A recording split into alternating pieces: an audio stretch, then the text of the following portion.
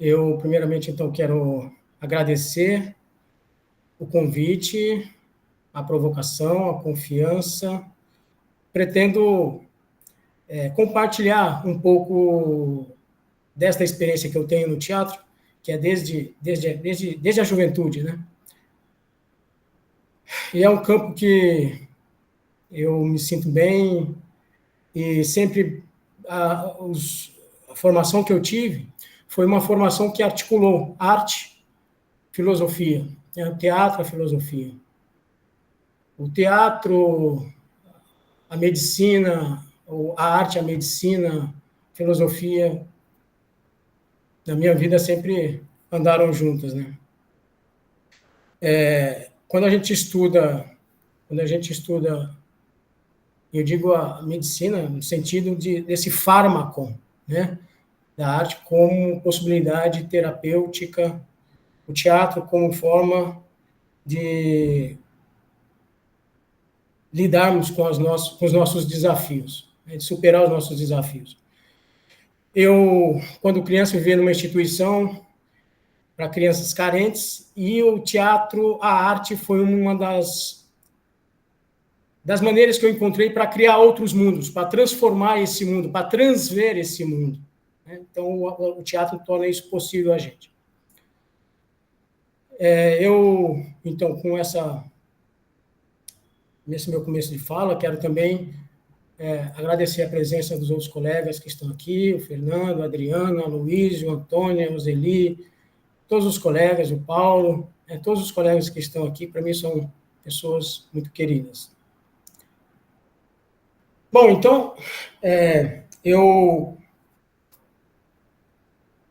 fiz aqueles cursos de introdução, iniciação ao teatro, à música, ao desenho, à pintura, logo na infância, né? Buscando esse mundo que eu me apaixonei, como se foi, na verdade, a gente costuma dizer que a gente é chamado pela área que a gente acaba se dedicando, né? E eu acabei, então, fazendo minha graduação em artes cênicas no Instituto de Artes da Unesp, em São Paulo. Depois o mestrado em artes visuais, porém, o objeto de estudo era uma análise estética do show Opinião, da década de 60, que é um pouco, a gente vai passar um pouco por ele também, está envolvido com esse tema do teatro épico ou do teatro popular, ou esses movimentos artísticos durante a década de 60, né?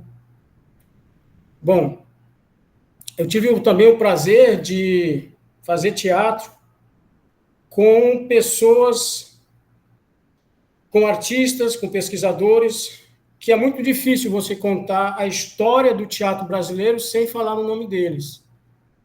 Porque eles estão nos principais livros de história do teatro. Mas porque, de fato, eles tiveram uma importância grande mesmo, como Chico de Assis, né? Iná Camargo Costa, que é uma pesquisadora da USP, que faz um levantamento do teatro moderno brasileiro, mas que sempre esteve, né, ao lado das produções artísticas e culturais, por exemplo, de Companhia do Latão, que eu também assisti, fiz oficina com eles, Luiz Alberto de Abreu, no campo da dramaturgia, Alexandre Mate, um grande mestre, né, que também aprendeu com esses outros grandes mestres. Eu faço questão de lembrar os nomes dos nossos mestres, porque são nossas referências, né?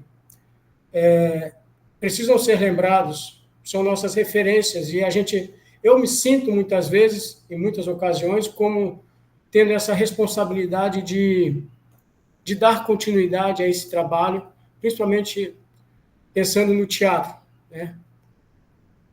Que ela é, digamos, talvez a arte primeira do ser humano. A gente percebe o teatro, a imitação, conhecer a si, a conhecer o mundo através da imitação desde a infância, né? As crianças naturalmente utilizam esses recursos. Bom, então eu agradeço o convite, peço paciência e a bondade dos colegas pelo modo como eu vou conduzir. Eu pretendo, então, apresentar uma parte inicial um pouco teórica, depois apresentar algumas referências sobre esse tema, então, principal, que é técnica latino-americana de teatro popular, uma revolução copernicana ao contrário, mas o tema é teatro dialético, de Brecht a Boal. Não por acaso essa temática, esse livro, esse título que está aí, Técnicas Latino-Americanas de Teatro Popular, uma revolução copernicana ao contrário, que é justamente esse livro que eu vou apresentar para os senhores, para vocês, né? Desculpa aí o modo mais direto de tratar, o tratamento aí como vocês. Ele é de... Eu tenho uns livros bem antigos aqui comigo, de 60, da década de 60, de 50. Eu sou quase que um colecionador de livros. Eu sou de uma época em que a gente não tinha os PDF, e a gente tinha que ir nas bibliotecas, a gente tinha que adquirir os livros mesmo, se a gente quisesse ler, né? E tinha que ler mesmo os livros se quisesse conhecer, não adianta, não era recortar e colar, não. Então, às vezes, os meus alunos ficam admirados com a quantidade de livros que, às vezes, eu levo para a sala de aula. Né? A maioria deles são raridades.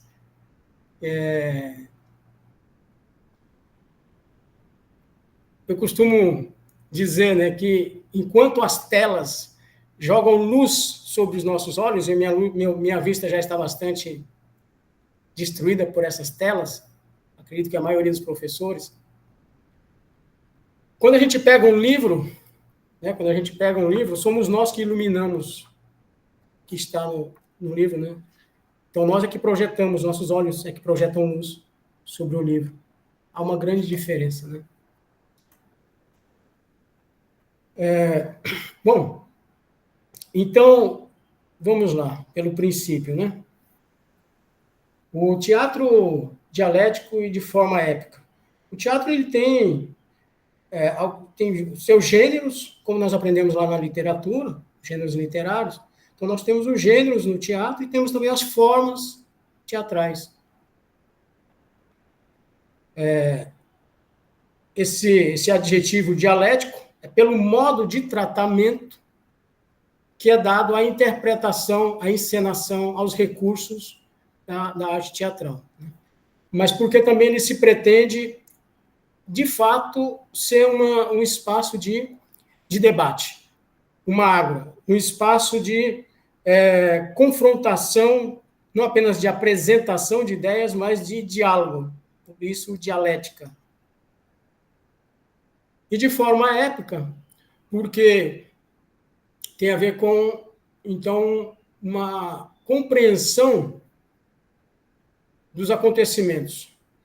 A épica, o gênero épico, vocês devem lembrar lá da literatura, das epopeias, ou o rádio que vem lá a gente pode compreender um pouco melhor se a gente pegar a radical epos. Né?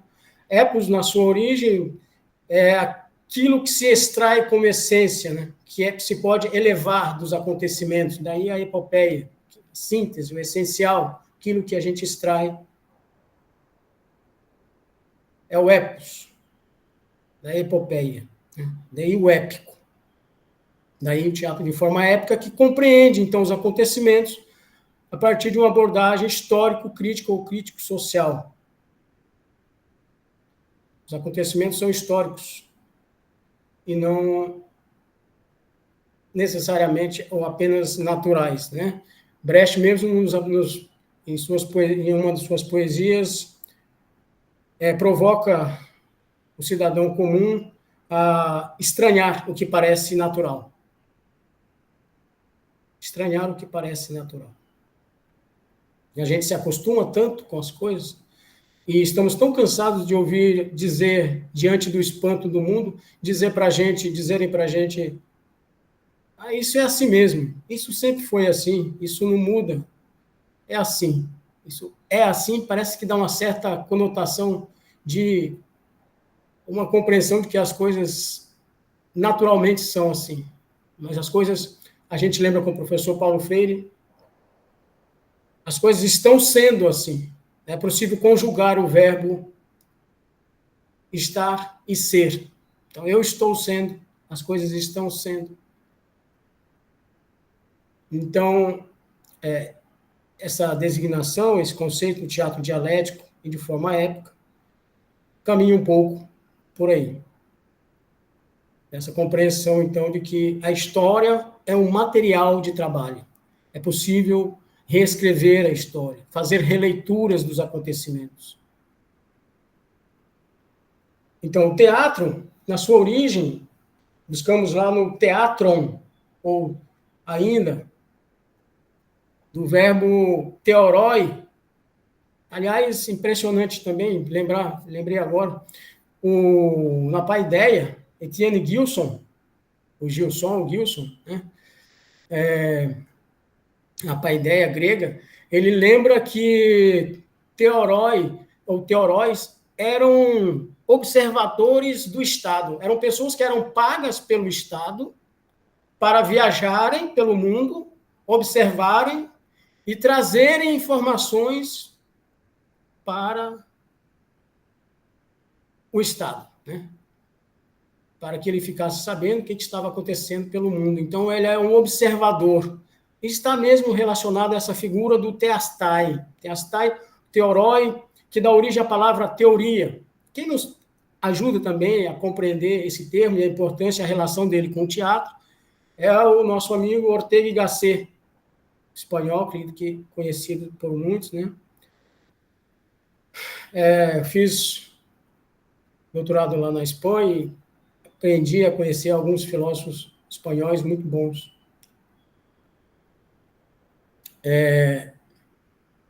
Então, a ideia do teatro, o Ortega y Gasset vai lembrar, então, esta relação do teatro como lugar que se faz teoria. O miradouro, ele lembra bem, ele traz bem essa palavra, o miradouro, de onde se mira, de onde se observa. Mas simplesmente observar por observar, não. Procura-se mostrar um determinado acontecimento uma e outra vez. Fazer leituras para que interpretações outras sejam possíveis. É a história sendo objeto de trabalho, né? A materialização da história, como material que você vê as possibilidades de compreensão dos acontecimentos. Então, é um lugar de onde, lembra aí o Ortega y Gasset, um lugar de onde se constrói teoria. Lembrando que os teatros gregos eram um lugar onde, então, o Estado educava a população. Não era televisão, tinha os teatros onde a população era educada. E claro, que aí nós temos aí alguns gêneros, como a tragédia, a comédia e a farsa. Depois é que veio o drama. O drama que vem de draw, que é ação. As ações, ou o protagonista aparece no momento outro da história do teatro, mas primeiro eram os cantos, através dos coros. Né? O protagonista, ou aquele que primeiro age, veio depois. Os personagens eram personagens coletivos. Mas é interessante a gente lembrar a designação, ou o que fala, né, Aristóteles, para que uma tragédia fosse bem escrita para essa finalidade de educar, então, a população através do teatro. Deixa eu ver aqui. Tentar baixar aqui.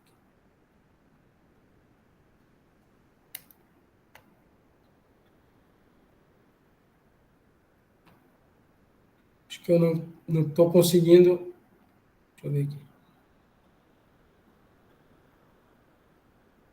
Eu vou ter que, só um momentinho, entrar aqui no arquivo.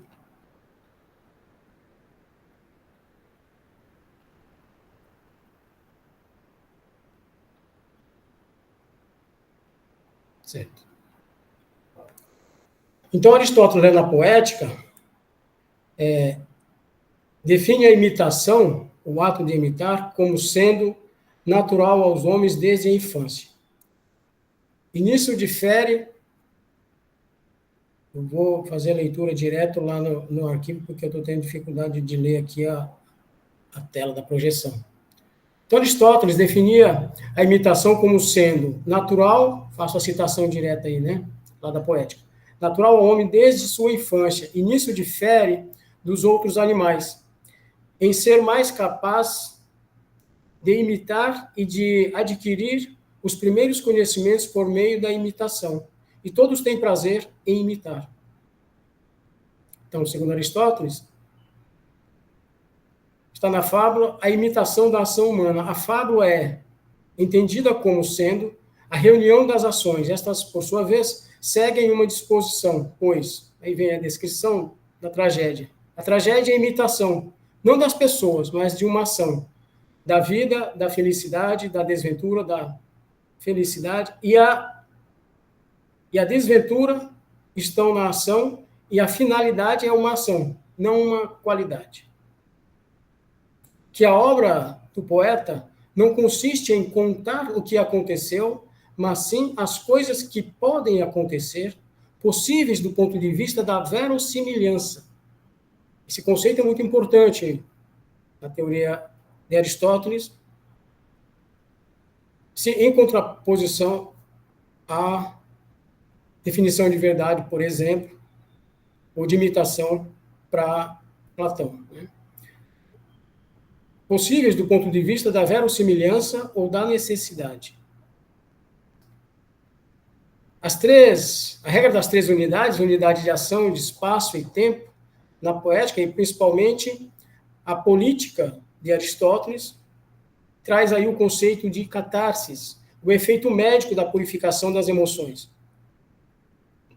Então, para Aristóteles, a construção desta ação cênica, ou da tragédia, a partir dessa organização dessas unidades, tinha por finalidade, então, provocar este efeito médico, que depois Aristóteles, mais recentemente, Vygotsky vem chamar de efeito estético, né? Mas o efeito que é um efeito de purificação, a catarse é um termo médico, que é a purificação das emoções. Então, a ação deveria ser organizada de tal forma que provocasse no público esse tipo de emoção, né?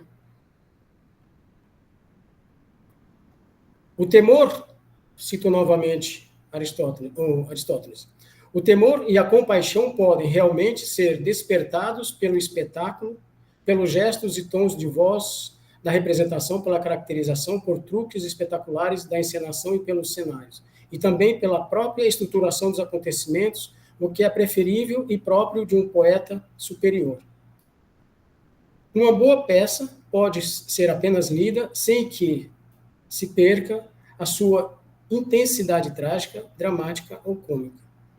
É necessário, aqui é só uma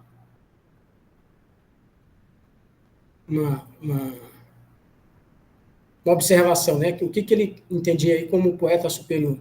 É necessário que o enredo seja estruturado de tal maneira que venha ouvir a sequência dos acontecimentos, mesmo sem os ver. Que quem ouvir a sequência dos acontecimentos, mesmo sem os ver, se arrepie de temor e sinta compaixão pelo que aconteceu. Então, esse escritor de peça, ele tem uma qualidade superior, digamos assim, quando o trabalho dele é feito de tal forma que apenas na leitura você já sente essas emoções. Não necessariamente vai, né, não precisa, ou prescinde, né, da encenação. Importante lembrar, nesse contexto, então, da exposição dos elementos da tragédia, o conceito que se tem de armácia. Os conceitos de armácia, por exemplo, que depois no teatro dialético, então, vai contrapor a ethos social, a armácia é como se fosse uma falha trágica, o que a gente chama de falha trágica, um erro. Compreendia-se que a pessoa não traz em si o mal, porque ela não sabe ainda calcular bem, então ela comete esse erro. Ela não se desenvolveu muito bem ainda as suas emoções, digamos assim, então ela acaba calculando mal e comete as suas falhas. Não porque ela tem em si a maldade. Ela ainda não aprendeu a calcular bem as consequências dos seus atos. Mas no teatro dialético vai se contrapor essa armácia ao ethos social, fugindo um pouco da responsabilidade tão somente do indivíduo. Então, essa responsabilidade, trazendo, então, por esse aspecto histórico e social da pessoa, que ela existe num determinado contexto, portanto, é um ser histórico, ela não erra tão somente porque ela não tem essa habilidade, mas também ela pode ser conduzida em sua educação, ou por causa dos estereótipos, por causa da ideologia em que está imersa, com a qual foi educada, dentro da sua cultura, dentro do seu território, ela pode ser levada a cometer aquelas falhas, aqueles erros, por outros fatores, né, que não a limitação pessoal, digamos assim. Então, a história, o contexto social, também participa. E é muito interessante, eu me lembrei agora também, coisa banal, mas vale a pena lembrar, houve um período na história, quando eu estudei lá na Espanha, a gente estudou um pouco de ética e direito, né? As penalidades em determinado contexto, ela não era só dirigida, a penalidade, quando alguém era julgado por uma falha, ela não era dirigida tão somente a uma pessoa, mas a uma família, a uma comunidade. Quer dizer, aquele contexto social também é responsável pela falha, portanto, todos deveriam cuidar uns dos outros, né? E compartilhava a responsabilidade. Lembrando meu amigo Elielton, tinha uma responsabilidade aí compartilhada. Também é importante lembrar o conceito anagnorisis, que é quando o herói, então, ele falha e ele passa por uma peripécia. Peripécia é o percurso pelo qual passa o herói, que as pessoas são levadas, então, a partir desses elementos da tragédia, o público é levado a se identificar com o herói que digamos, perambula pelo mundo, ou passa por essa peripécia, né? Por diversas estações, digamos assim, em diferentes circunstâncias, por diferentes desafios, e o público vai passando juntamente com ele, identificado com ele. Então, ele recebe a punição e ele reconhece o erro, né? Ou então ele reconhece o erro e compreende o porquê da punição. Mas veja que isso, ideologicamente, tem consequências, né? Porque, lembrando que as tragédias não representavam desafios e problemas do homem comum, da pessoa popular, do cotidiano, esse ser vário que a gente encontra na rua. A tragédia, ela representava acontecimentos de deuses ou filhos dos deuses, né? Eram heróis. E não da pessoa comum. A pessoa comum, ela aparecia na comédia. E as pessoas colocadas como inferiores, digamos, apareciam nas farsas. Mas é importante lembrar ainda que a farsa, enquanto gênero ou forma, ela aparece posteriormente com esse nome, mas tem o nome porque ela justamente existia nos intervalos. Isso é interessante a gente saber. Entre as tragédias, a tragédia às vezes durava o dia todo. As pessoas iam para o teatro e ficavam o dia todo, eram 24 horas assistindo um espetáculo. E teve espetáculo que a gente tem notícia que durava 2, 3 dias, tá? Mas a tragédia, o Aristóteles vai dizer, inclusive, o período aí, como tem que ter unidade de tempo, lugar e ação, então a unidade de tempo era pelo menos 24 horas, não podia passar disso, porque, do contrário, as pessoas iam ter outros tempos, né? Ia se alargar, estender, além de outros tempos, ia ter outros tempos, né? Então tinha que estar circunscrito aí, limitado a esses 24 horas. Porque havia necessidade, para essa identificação, tem que acompanhar a história, a ação com começo, meio e fim. Então, para poder ter essa identificação, precisa o público estar identificado com o personagem no começo, meio e fim. Se há cortes, o público perde essa identificação. Portanto, a limitação é de 24 horas. Bom, então, as consequências desse reconhecimento da falha, quando se pretende educar o povo a partir de determinados modelos, quando esse modelo, essa personagem, ela não é uma pessoa comum. Aí nós vamos ver, então, a importância do teatro popular. A gente vai ver a importância do teatro dialético de forma épica, que vai, então, chegar no Brasil, a gente vai chegar já lá, justamente para trazer para a cena, trazer para o teatro, os temas e esse sujeito comum. Não tem muito tempo que foi necessário a defesa, através de, por exemplo, prefácio a Cromwell, do Victor Hugo, para defender a presença do falar comum em cena, dos temas e das pessoas do povo em cena. Eu digo há pouco tempo porque história, o teatro tem aí milhares de anos, né? Bom,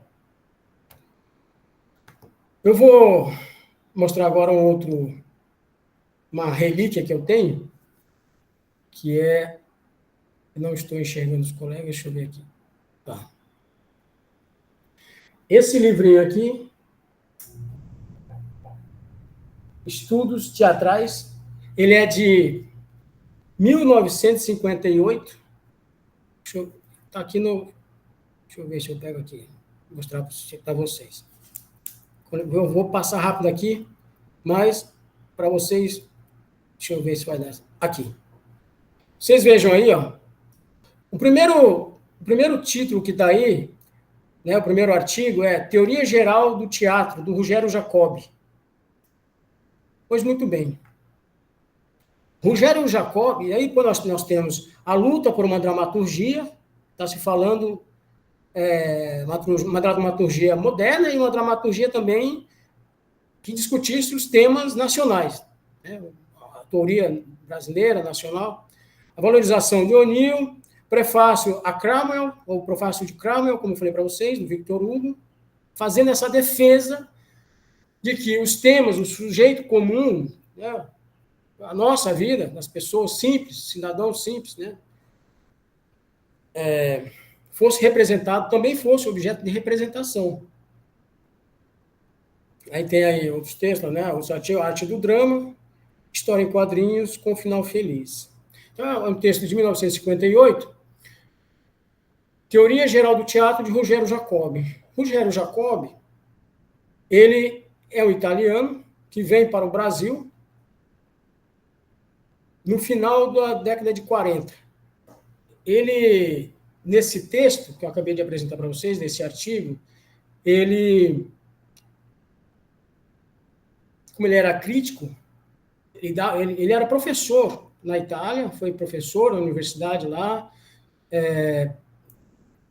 com escritos críticos no campo da filosofia, da crítica de arte, e vem para o Brasil. O Brasil, naquele momento, estava em desenvolvimento, a Itália estava destruída.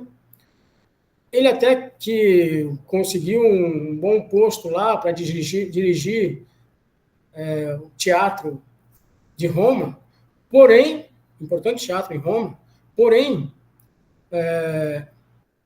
ele tinha sido preso lá porque combateu o nazifascismo lá na Itália. Então, o Rogério Jacobi ele estava envolvido com um teatro político. Um teatro político. E ele teve uma excelente formação, além de teórica, também desse fazer teatral. E ele vem para o Brasil e passa a dirigir, então, uma das principais casas de teatro, TBC, uma das principais referências do teatro no Brasil. E ele passa, então, a ser referência para alguns jovens nessa ocasião, entre eles, inclusive, que vem da origem, que vem alimentar, digamos assim, o fazer teatral, inclusive a perspectiva política do teatro de arena. Teatro de arena em São Paulo. Teatro de arena, a gente conhece aqui no Piauí, aqui em Teresina, aquele formato dele, né, que tem lá na Praça da Bandeira.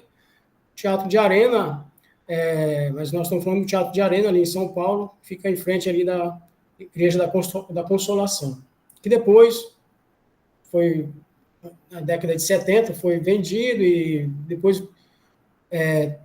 veio abrigar o Teatro Eugênio Kuznet. Mas vamos a uma definição aí do teatro para Rogério Jacob. Teatro, a arte do homem, feita pelo homem e para o homem. Laboratório da vida e não da destruição.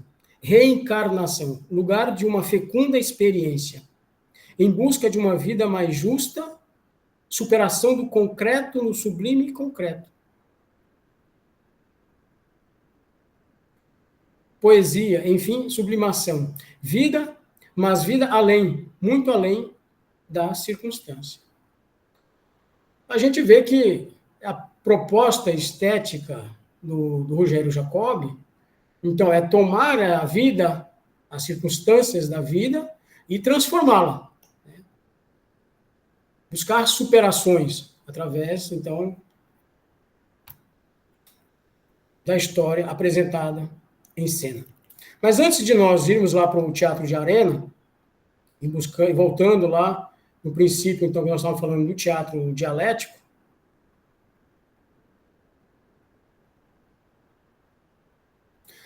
e eu fui lá para o Rogério Jacob, porque justamente nesse texto que eu apresentei a vocês, ele traz como referência Irving Piscator. Irving Piscator, que foi justamente uma das principais referências na Alemanha, um título dos seus livros, eu procurei esse livro, não encontrei, às vezes a gente empresta e não devolve, mas enfim. O teatro político, onde ele mostra e ele apresenta a proposta do teatro, então, que era um teatro eminentemente de agitação e propaganda. Mas como assim agitação? Era exatamente isso. Era como trazer para o palco, e esse palco não necessariamente é o palco elisabetano, não necessariamente o palco destacado do público, não necessariamente, era um palco mesmo de rua, das praças, era um teatro proletário, era um teatro feito por trabalhadores. Vocês vejam aí o salto, então, que a gente dá entre aquele teatro lá defendido por Aristóteles, que é a definição que a gente viu, que na tragédia trata dos temas de heróis, de pessoas que não são comuns. A burguesia, quando assume o poder, ela até tenta, e isso Lessing, Diderot e outros, tentam fazer uma adaptação da tragédia para tratar dos temas burgueses, da burguesia. E aí calha-se no drama, o dramalhão. Né? O dramalhão. Demandaria um pouco mais de tempo para a gente explicar um pouco essa definição, mas talvez vocês possam fazer uma referência mais direta se a gente pensar no melodrama. Boa parte das tragédias, quando adaptadas na nossa realidade, acabam se transformando em melodramas.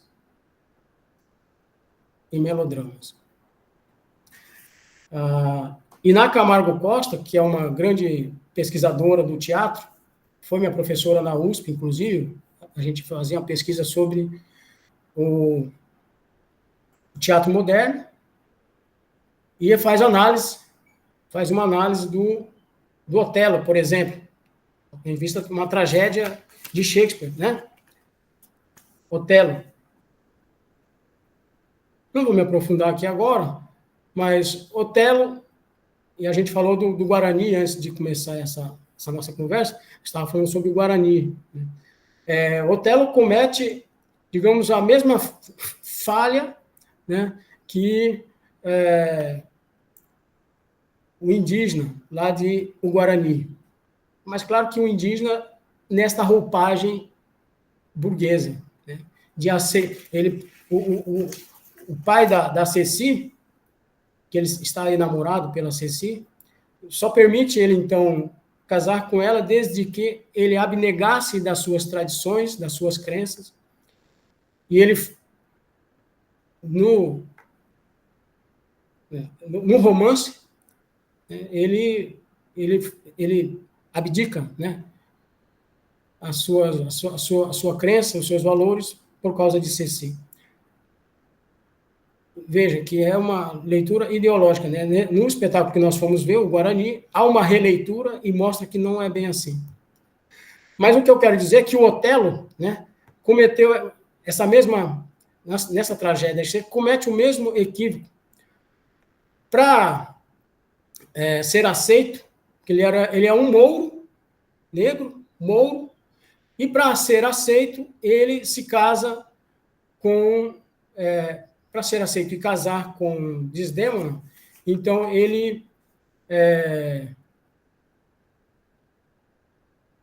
digamos assim, adquire algumas características que um mouro não teria, né?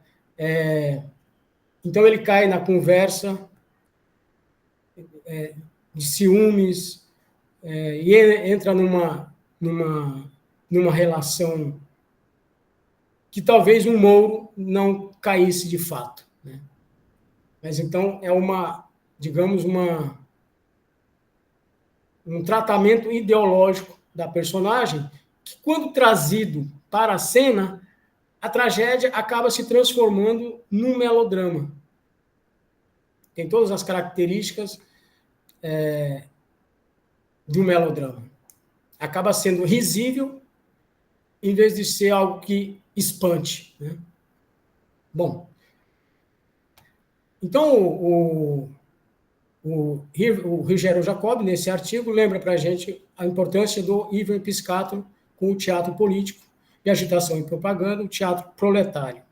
Traz para a cena o trabalhador, então, através de uma encenação de um determinado tema em praça pública ou na rua, há uma organização dos trabalhadores e uma conscientização de classe sobre determinados fatos, determinado problema. Então, se transforma em tema de debate não questões individuais, mas, inclusive, questões de classe. Já não é simplesmente problemas do indivíduo, mas de um grupo social. Voltando àquela definição que a gente tinha falado, de armácia, né? Um erro do indivíduo, então ele vai pagar por esse seu erro. E aqui, então, nós vemos que um tema social, e não só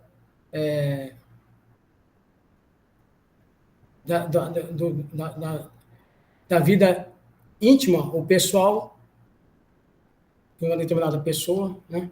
Determinado indivíduo, é objeto de discussão. Então, os problemas sociais, as questões políticas podem ser transformados e tratados através do teatro, na praça, na rua. Bom, vamos lá. Bertolt Brecht, ele convive com Ivan Piscator e aprende, então, isso que seria depois definido como o teatro dialético, porque ele trouxe, utiliza o teatro como um recurso, como um laboratório. Então, é um espaço de cena como um local de construção de teoria, um local onde se constrói o pensamento. Então, se constrói o pensamento, se constrói o pensamento não só individualmente, mas se constrói o pensamento coletivamente, de forma participativa, inclusive. Então, a consciência se dá não apenas do indivíduo, mas, inclusive, de um grupo todo ali reunido, né? Para aquela finalidade de compreender, pensar junto sobre um determinado problema.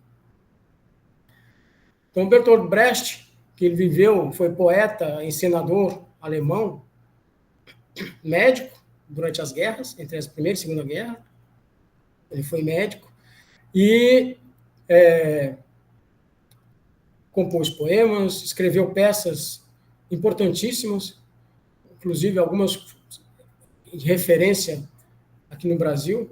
Digo de referência porque grupos como a Companhia do Latão e outros de importância hoje aqui no Brasil tomam as peças e fazem a encenação das peças do Bertolt Brecht, justamente por trazer estas temáticas sociais, compreensão do ser humano na sua profundidade, nas suas dimensões todas, não apenas do indivíduo em si, compreensão do indivíduo, mas de um grupo social. Então, as peças didáticas, ele compõe, inclusive, peças para jovens. São peças pedagógicas, teatro pedagógico. Então, o teatro dialético, de forma épica, há uma contraposição aí entre o lírico, que o lírico trata das questões do eu, do indivíduo, né? Mais voltada para o índio, o eu, versus, então, essa forma de trabalhar no coletivo, o histórico.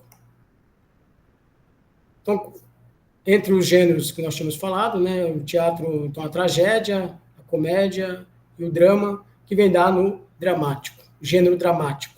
Daí, algo dramático. A gente deixe de drama, né? A gente já ouviu as pessoas falar, deixe de drama, deixe de ser dramático. Dramático é mais ou menos como o melodrama que eu estava falando. Pelo modo de tratamento das ações. Então, o teatro dramático, ele visa uma identificação, assim como visava lá a tragédia, dentro dos moldes sugeridos por Aristóteles, para provocar aquela identificação com o herói. Então, para haver essa identificação, um único ator interpreta aquela personagem do início ao fim. Mas é possível ser diferente? Muito bem. Durante as vanguardas europeias, o teatro e as outras artes, para provocar o estranhamento, o espanto,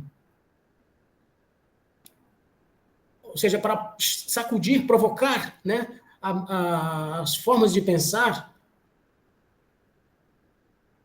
diferente, pensar que a sociedade pode ser diferente, que o mundo pode ser diferente, é preciso ver de modo diferente, é preciso voltar lá no teatro e ver em profundidade, né, ver a partir de diferentes ângulos. Essa também é a proposta do teatro dialético, ver a partir de diferentes ângulos um determinado acontecimento. Daí a forma de arena ou semi-arena. Né? Então, diferente do teatro dramático, o que traz o teatro de Bertolt Brecht, o teatro épico, é justamente esta possibilidade de romper com essa identificação. E, para isso, cria-se alguns recursos. Por exemplo, a personagem, o ator está interpretando determinada personagem, ele para de interpretar em determinado momento, conversa com o público, quebra-se a quarta parede que a gente chama, é como, imagine um cubo, e ali já as pessoas passam a observar como se fosse a realidade.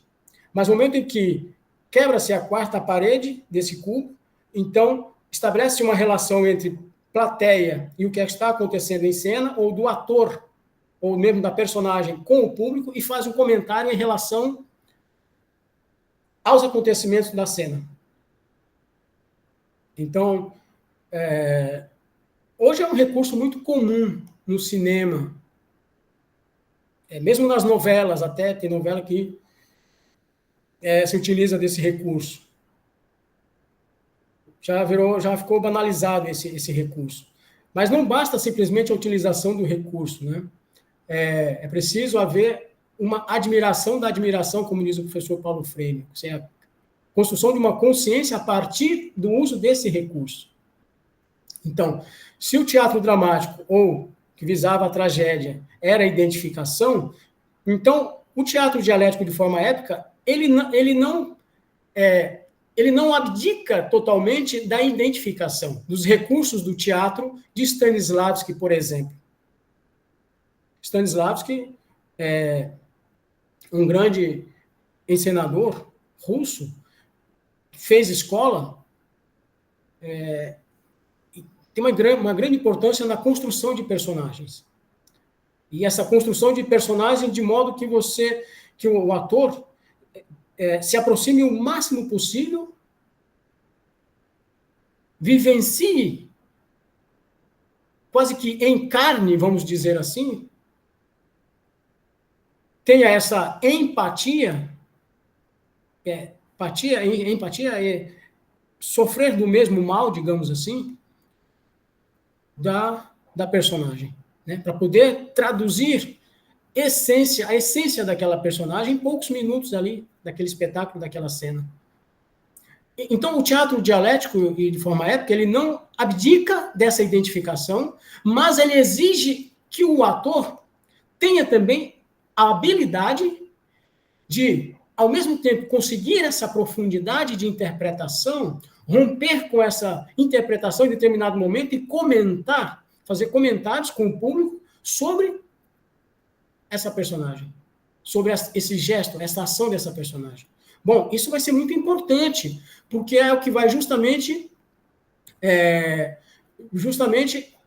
servir como referência para o teatro de arena, o teatro oficina, o teatro que a gente chama aí brasileiro, tendo como referência esses que vem se desenvolvendo principalmente a partir da década de 40, o teatro moderno brasileiro, de 50, principalmente de 50 até hoje. As principais escolas passam a ter, então, como referência também o teatro dialético de forma épica, diferente do teatro burguês, que era preponderante aqui no Brasil antes, no Rio de Janeiro, principalmente, que era apenas o teatro elisabetano, da identificação com a personagem, os dramas burgueses, etc., da temática burguesa. Então, o Bertolt Brecht é uma das principais referências, por exemplo, de Augusto Boal,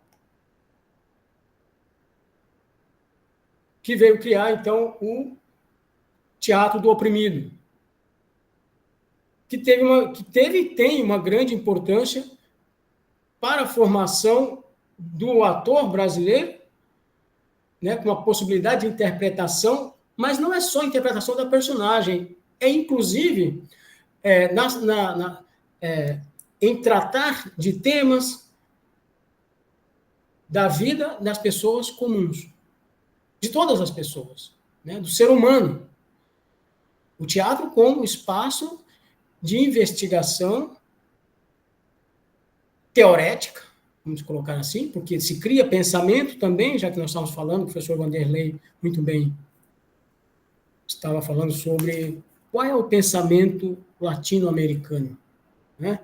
É possível, então, a gente criar um pensamento, uma forma de pensar através do teatro brasileiro? Ora, nós estamos falando que o teatro brasileiro teve estas referências. E também, importantíssimo, que aquelas práticas de rua, o teatro que acontecia na praça, o teatro proletário, que o Ivan Piscato praticava lá na Alemanha, e que o teatro de arena desenvolveu a partir da década de 50, 60. Depois o Boal, ele, justamente em um determinado momento, é obrigado a perambular, digamos assim, algo que acontece com os artistas em situações durante regimes ditatoriais, né? Nós passamos aí por um governo em que situação semelhante aconteceu, artistas tiveram que sair, foram obrigados, intelectuais foram obrigados a sair do país. Então, isso aconteceu já em outros contextos, né? Na década de 60, por exemplo. 60, 70. Mas nesse andar, então, nesse caminhar do Augusto Boal, levando, ele também aprendeu muito no México, no Peru, na Bolívia, Colômbia, Cuba. Então, podemos dizer que existe um teatro latino-americano, existe um teatro ou um pensamento construído através da arte ou através do teatro latino-americano? Sim, é possível. Como eu estive agora numa exposição do Oswaldo de Andrade, lá em São Paulo, também estava no Itaú Cultural. Essa habilidade antropofágica, né, de se alimentar das experiências de outros, de aprender com outros, que passaram por situações parecidas, né? Ou então, e ainda, diante da necessidade, como fazer teatro se nós não temos... Como fazer teatro proletário, fazer teatro na rua, fazer teatro na praça, uma encenação na praça, se nós não temos aqueles recursos que nós estamos acostumados a ter quando a gente vai numa casa de teatro comum, padrão, né? Aquele jogo de iluminação, cenário. Como que, se não for através da criatividade?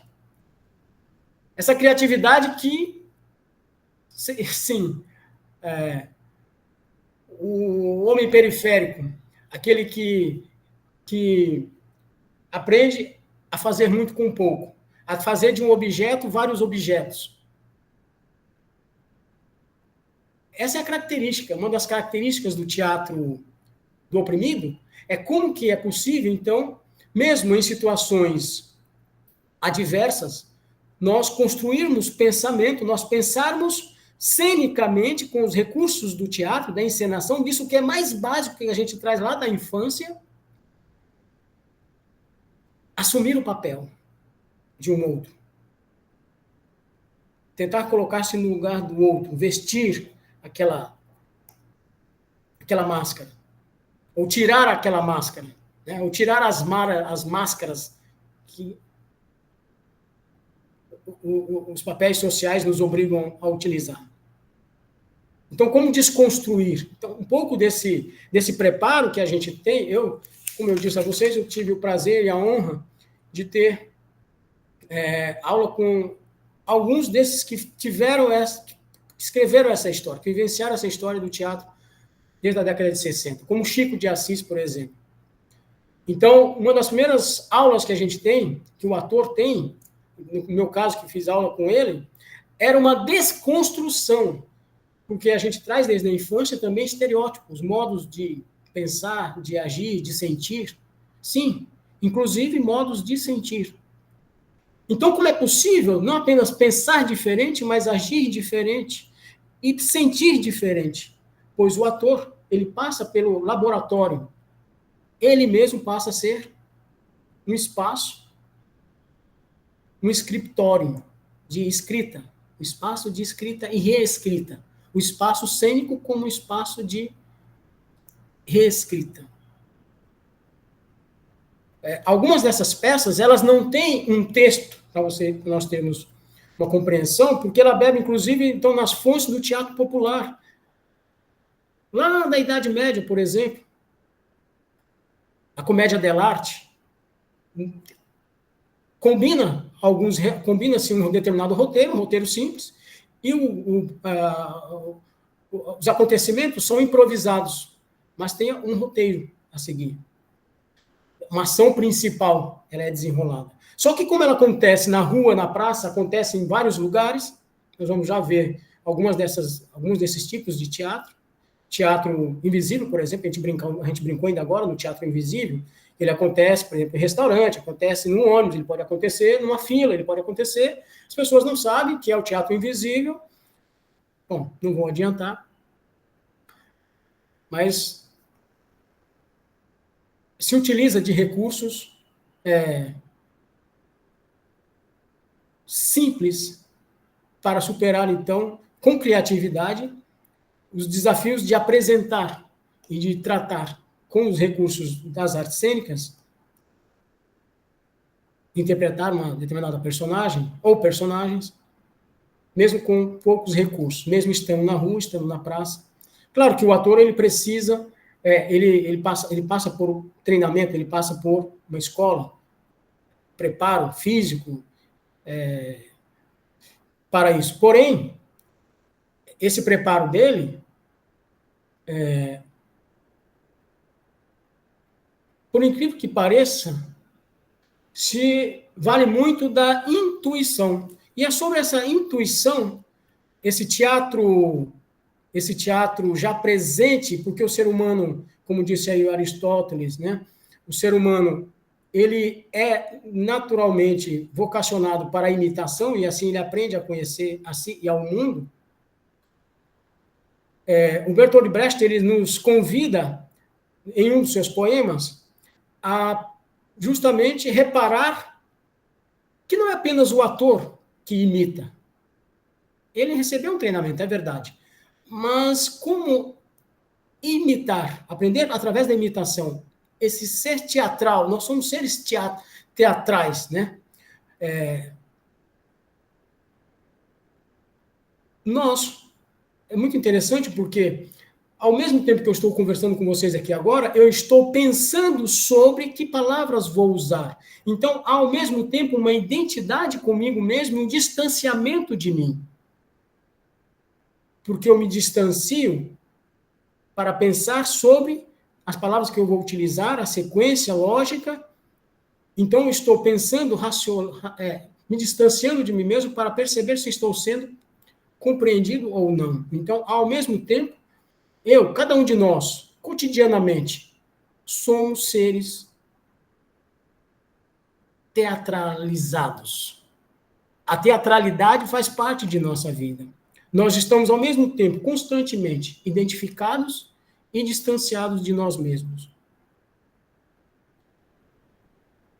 Então, o Bertolt Brecht, ele lembra que as pessoas mais simples desenvolvem esta arte de forma admirável. O que ele diz aqui? Então, Brecht, sobre o teatro cotidiano, a teatralidade. Vocês, artistas, que fazem teatro em grandes casas, sob sóis artificiais, diante da multidão calada, procurem alguma vez aquele teatro encenado na rua, cotidiano, vário e anônimo, mas tão vívido, terreno, nutrido da convivência dos homens, o teatro que se passa nas ruas. Aqui, a vizinha, ao imitar o proprietário, deixa claro, demonstrando sua verbosidade, como ele busca desviar a conversa sobre o cano d'água que arrebentou. À noite, nos parques, rapazes mostram a garotas risonhas como elas resistem e, resistindo, mostram habilmente os seios. E aquele bêbado mostra o pastor em sua pródiga, remetendo os despossuídos aos ricos pastos do paraíso. Como é útil esse teatro, como é sério e divertido, e digno.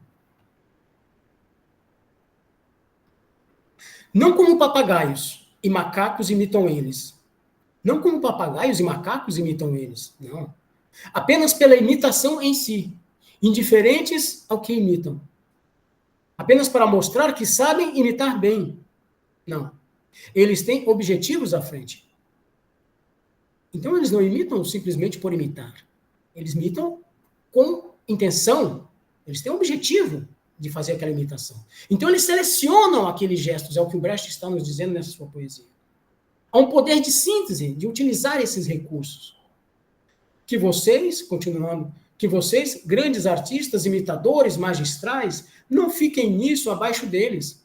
Não se distanciem, por mais que aperfeiçoem sua arte, daquele teatro cotidiano, cujo cenário é a rua. Vejam aquele homem da esquina. Ele, ele mostra como ocorreu o acidente. Neste momento, entrega o motorista ao julgamento da multidão. Como estava ele ao volante. E agora imita o atropelado. Aparentemente, um velho homem. De ambos transmite apenas o tanto para tornar o acidente inteligível, porém o bastante para que apareçam claramente. Mas ele não mostra ambos como incapazes de evitar um acidente. O acidente torna-se, assim, inteligível e também ininteligível, pois ambos podiam fazer outros movimentos. Ignora ele, mostra como eles poderiam ter se movimentado para que o acidente não acontecesse. Ora, o que nós estamos colocando aqui, meus colegas, é que essas referências aqui vão ser básicas para o teatro do oprimido feito por Augusto Boal. As técnicas feitas pelo Augusto Boal, utilizadas por Augusto Boal no teatro do oprimido. Desde a simplicidade e de poucos recursos, a ele poder acontecer na rua, inclusive com a participação do público. Aí nós vamos ver, então, a participação não mais de atores treinados simplesmente, mas do próprio público participando dessa ágora pública, através do teatro, da encenação, construindo teorias sobre os acontecimentos em espaço aberto, publicamente. Continuando, não há superstição nessa testemunha. Ele não vê os mortais como vítimas dos astros, somente dos próprios erros. Não há superstição nessa testemunha. Ele não vê os mortais como vítimas dos astros, somente dos próprios erros. Notem também sua seriedade e o cuidado da sua imitação. Ele sabe que da sua exatidão muito depende. Se o inocente escapa à ruína, se o prejudicado é compensado. Vejam-no a repetir o que já fez. Aí nós vamos ver. Claro, meus colegas, eu não posso ser aqui, não quero ser redundante, porque toda essa história que eu estou contando para vocês existem nos livros e existe hoje no YouTube e outras plataformas digitais, essa história do teatro brasileiro. Então, claro que talvez a minha experiência com esse teatro é que talvez possa colaborar, né, para não ser redundante. Então, vejam-no a repetir o que já fez, hesitante, pedindo ajuda à memória, incerto de que a imitação seja boa, interrompendo, solicitando um ao outro que corrija isso ou aquilo. Isto observem com reverência e com assombro. Queiram observar que este imitador nunca se perde em sua imitação. Ele nunca se transforma inteiramente no homem que imita.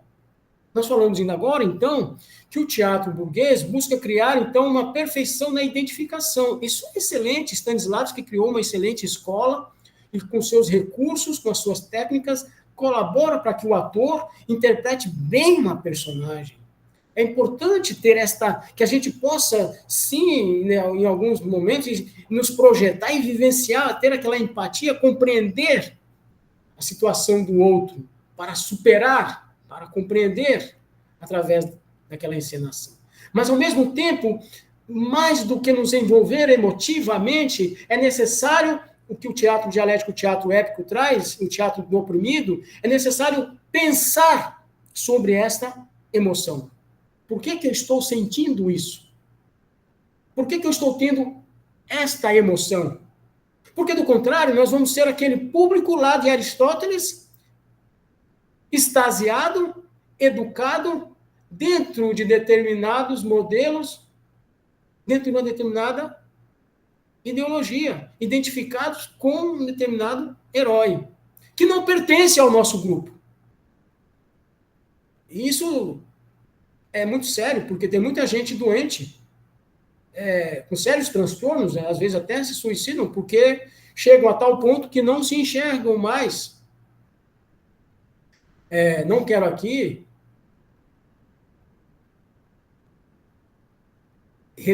diminuir a importância do tema do suicídio. Né? Infelizmente, Teresina é um dos locais, um dos lugares no Brasil onde tem maior índice de suicídio. Mas esta frustração diante do mundo, esse mundo insuportável, pode ser transfigurado, pode ser transvisto, pode ser transformado através da arte. E o teatro existe também para isso, e principalmente para isso. Queiram, continuando então, né, a poesia do Brecht, queiram observar que este imitador nunca se perde em sua imitação. Ele nunca se transforma inteiramente no homem que imita. Sempre permanece o que mostra, o não envolvido, ele mesmo. Então, ao mesmo tempo que ele imita, o público não perde de vista que continua ali aquele narrador, a figura do narrador, aquele que está contando a história. Aquele não o instrui, ele não partilha seus sentimentos, nem suas concepções. Dele sabe bem pouco. Em sua imitação, não surge um terceiro, dele e do outro, de ambos formado, no qual um coração batesse e um cérebro pensasse. Ali inteiro está o que mostra, mostrando o estranho nosso próximo. Daí a dialética presente na escrita do Brecht. Em sua imitação não surge um terceiro, dele e do outro, de ambos formado, no qual um coração batesse e um cérebro pensasse. Ali inteiro está o que mostra, mostrando o estranho nosso próximo. Vou já ler umas falas do nosso amigo Riquet, que aprendi a admirar com o professor Vanderlei e esse grupo de hermenêutica, em que ele fala sobre esse processo de distanciamento e da sua importância para a compreensão, inclusive a compreensão de si mesmo e do próximo. Continuando. A misteriosa transformação que supostamente se dá em seus teatros entre camarim e palco, um ator deixa o camarim, um rei pisa no palco. Aquela mágica da qual, com frequência, vi a gente dos palcos rir, copos de cerveja na mão, não ocorre aqui. Nosso demonstrador da esquina não é um sonâmbulo a quem não se pode tocar. Não é um alto sacerdote no ofício divino. Um instante, eu disse, eu peço a paciência, a compaixão de vocês para essa minha dificuldade de lidar com esses aparatos aqui. A misteriosa transformação que supostamente se dá em seus teatros entre camarim e palco, um ator deixa o camarim, um rei pisa no palco. Aquela mágica da qual, com frequência, via a gente dos palcos rir, copos de cerveja na mão, não ocorre aqui. Nosso demonstrador da esquina não é um sonâmbulo a quem não se pode tocar. Não é um alto sacerdote no ofício divino. A qualquer instante podem interrompê-lo. Ele lhes responderá com toda calma e prosseguirá quando já lhes tiver falado sua apresentação. Mas não digam vocês, o homem não é um artista. Erguendo uma tal divisória entre vocês e o mundo, apenas se lançam fora do mundo. Negassem ser ele um artista, poderia ele negar que fossem homens. E isto seria uma censura maior. Digam antes, ele é um artista, porque é um homem. Podemos fazer mais perfeitamente o que ele faz, e ser por isso festejados, mas o que fazemos é algo universal, humano, a cada hora praticado no burburinho das ruas, para o homem tão bom quanto respirar e comer. Então, o que faz o teatro dialético de forma épica, o que faz o teatro latino-americano, é não apenas tornar o teatro acessível do ponto de vista, desde o ponto de vista para admiração, mas esse homem, esse ser comum, poder participar do fazer teatral. principal inovação, uma das principais inovações do teatro brasileiro, que revoluciona a cena no teatro moderno, são esses recursos onde ele pode acontecer com poucos recursos, com os recursos possíveis, sem abdicar dos recursos todos que sejam colocados à disposição. Mas ele pode acontecer na rua, na praça, e o homem simples, comum, participar desta encenação. Então, os senhores me perguntam, é possível a construção ou a percepção de um pensamento latino-americano? Não só é possível, ele existe. Está na rua, está na praça, está na ágora. Talvez não esteja na academia. Ou também talvez esteja na academia. Mas onde mais? É possível encontrá-lo lá na rua? Na praça? A filosofia está na praça? O teatro está na praça? Onde estão as ágoras?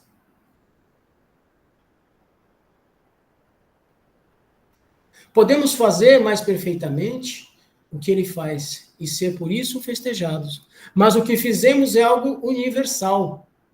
O que fazemos é algo universal. Pensar não pertence só a um grupo, só a uma etnia, só a um gênero. Humano, a cada hora praticado no burburinho das ruas, para o homem tão bom quanto respirar e comer. Assim, o seu teatro nos leva de volta às questões práticas. Nossas máscaras, digam, nada são de especial, enquanto forem somente máscaras. Ali o vendedor de chales põe o chapéu redondo de sedutor, segura uma bengala, até um bigode cola sob o nariz, e atrás do seu balcão dá uns passos alegres, indicando a vantajosa mudança que, através de chales, bigodes e chapéus, logram os homens. E nossos versos digam, vocês também possuem. Os vendedores de jornais gritam as manchetes. Impressionante como parece que o Boal pegou essa poesia do Bertolt Brecht e transformou cada estrofe em uma técnica de teatro, que está nesse livro, Técnicas de Teatro Latino-Americano.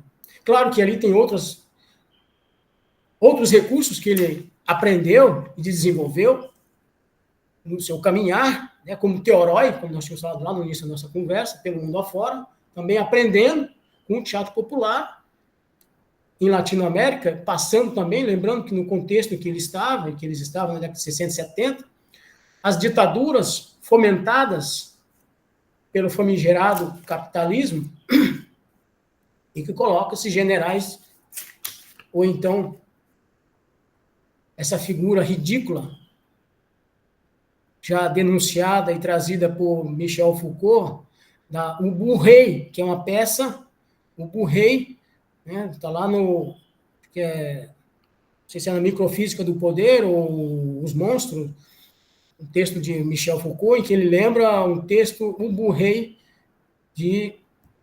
não me lembro agora o nome do teatrólogo. Mas, quando não é com esses generais, é com essas figuras, essas aberrações, esses seres risíveis, né? Enquanto as coisas tremendas, temerosas acontecem escondidas, a população ri do que essas figuras, como esse presidente atual dos Estados Unidos, como esse que teve na presidência no governo passado, né? E tem outros ainda no Congresso Nacional, está cheio, lamentavelmente.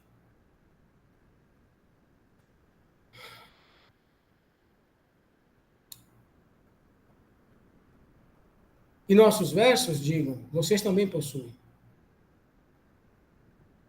Vocês também possuem. Os vendedores de jornais gritam as manchetes em cadências e assim intensificam o efeito e tornam mais fácil a repetição constante. Nós falamos textos alheios, mas os namorados, os vendedores, também aprendem textos alheios. E com que frequência? Todos vocês citam ditados. Nós, filósofos, somos acostumados a repetir pensamento de outros pensadores. Nós, artistas, a fazer releituras e a citar nomes de artistas. Mas e os pensadores, para usar uma palavra de Paulo Freire novamente, já que nós falamos do teatro do oprimido, pedagogia do oprimido, pedagogia da autonomia, e esses pensadores autônomos? Vale, cotidiano.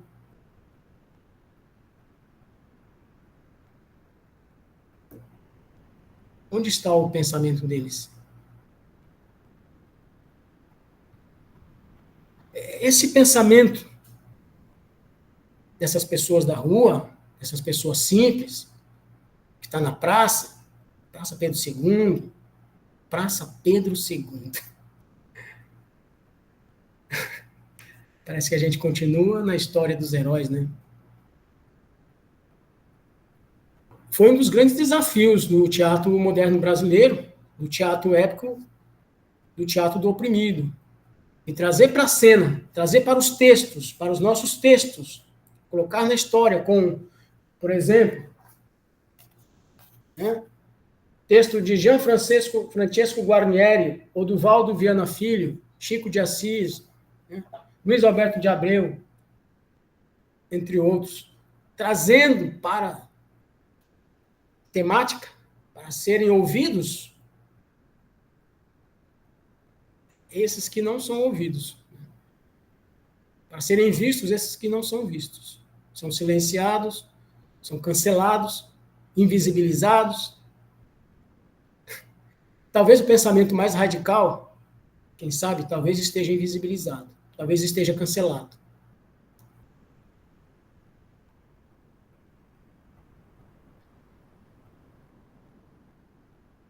Talvez esteja falando sozinho numa dessas esquinas. Assim, máscara, verso e citação tornam-se comuns, mais incomuns a máscara vista com grandeza, o verso falado bonito e a citação apropriada.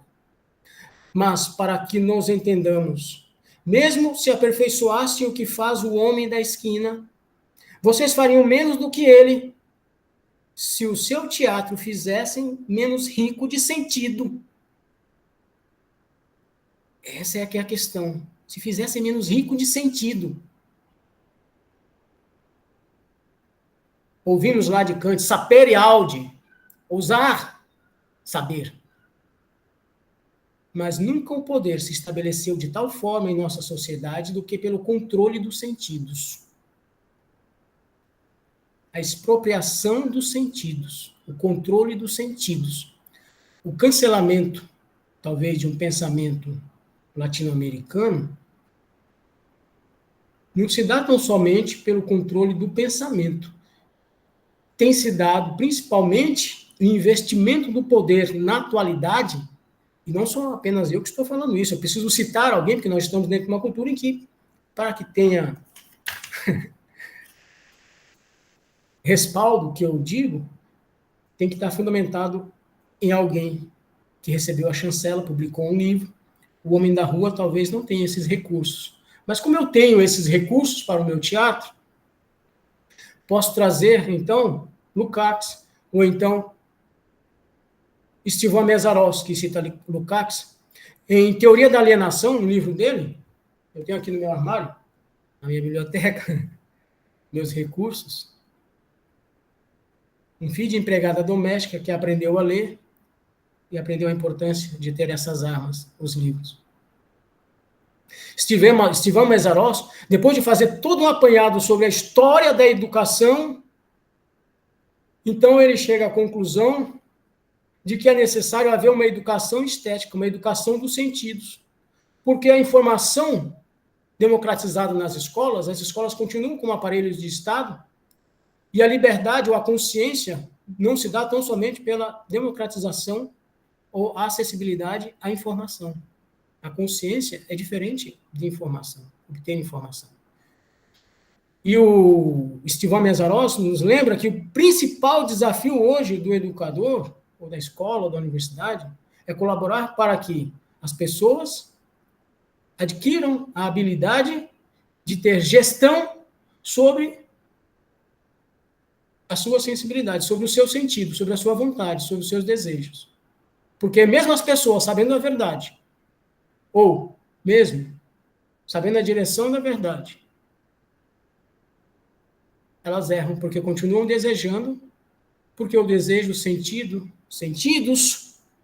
mesmo biológicos, físicos, e os sentidos das coisas e do mundo, o sentido da própria existência dela está sendo dado pela indústria cultural. Mesmo, continuando, mesmo se aperfeiçoasse o que faz o homem da esquina, vocês fariam menos do que ele se o seu teatro fizesse menos rico de sentido, de menor ressonância na vida do espectador, porque pobre de motivos e menos útil.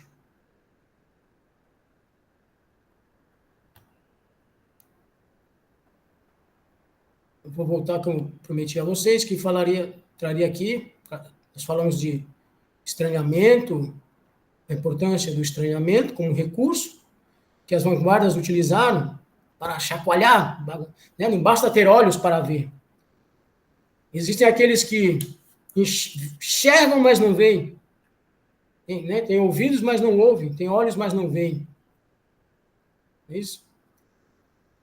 Então, durante as vanguardas, um dos efeitos que se buscava era o efeito de distanciamento, Verfremdung, né, que é, em alemão, que é o effect, reduzido para effect, o efeito de distanciamento. Como um dos recursos, então, do teatro popular, que tem essas características, mas também como um recurso para construção ou para compreensão, para construção do conhecimento ou para compreensão. Riquet, do texto à ação, a publicação lá de Porto, aponta o seguinte: é na tensão entre estes dois polos, acontecimento, significação, que nasce a produção do discurso como obra. A dialética da fala e da escrita. E todos os outros traços do texto que irão enriquecer a noção de distanciação.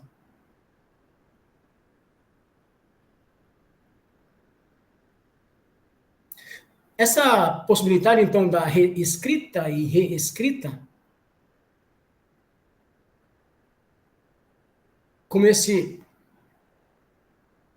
pensar o que se vai falar e depois escrever, que é essa distância, como da interpretação, é o que nós estamos falando.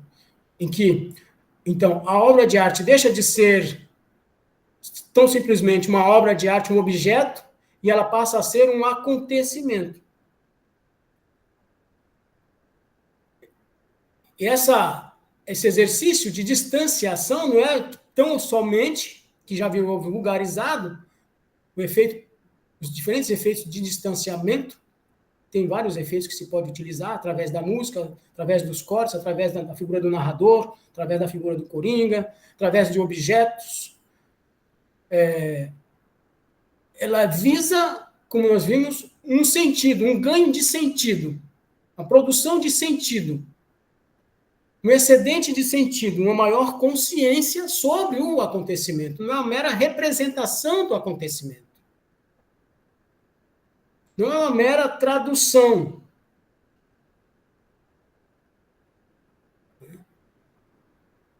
Visa uma elevação de sentido. Daí a estesis, daí a palavra estesia ou estética.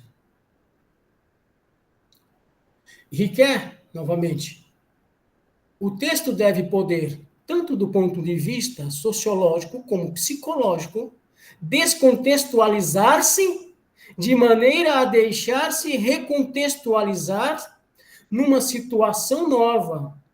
É o que faz precisamente o ato de ler.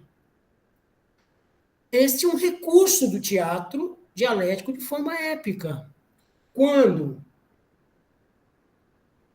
Bertolt Brecht, por exemplo, vai falar Alma Boa de Saint-Saëns, que é um dos seus textos, vai trazer a imagem, vai trazer a vida de um rei de um determinado lugar,